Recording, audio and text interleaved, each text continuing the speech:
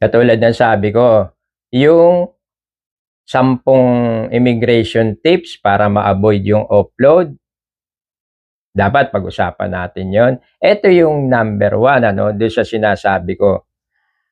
Magprepara kayo ng complete documents. Basic lang naman yun, eh. Ilan ba yun?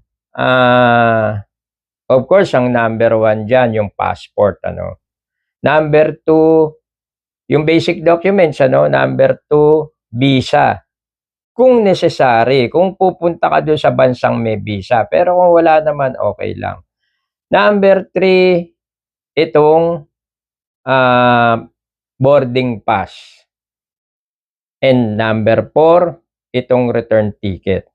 Kung tutuusin, dapat yung 3 and 4 magkasama na yan kasi ang tawag diyan round trip ticket, eh. Pero yung iba nagpipilit na walang return ticket, eh. Kaya pinaghihiwalay ko yan. Yung boarding pass, obligado ka diyan. Pero yung return ticket, huwag kang magkakamali na walang return ticket. And then, pang-5, yung hotel booking.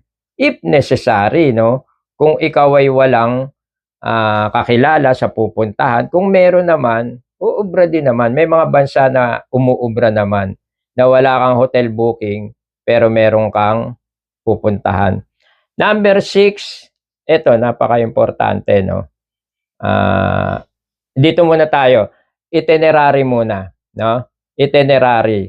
Dapat alam mo yung kung ikaw man ay saglit lang, sabihin natin 1 week ka lang doon or 4 days, 3 nights, 4 days, dapat alam mo diyan medyo naghihigpit sila sa itinerary pagka yung talagang maiksi ka lang. Pero yung mga lugar na minsan, lalo pagka yung visiting visa, matatagal yan, eh. Minsan inaabot yan ng 1 month, 2 months. So, hindi na necessary yung itinerary. At ito ay sinasabi ko na napaka-importante, pang-7, proof of financial capacity documents. So, ihimayin natin isa-isa yan,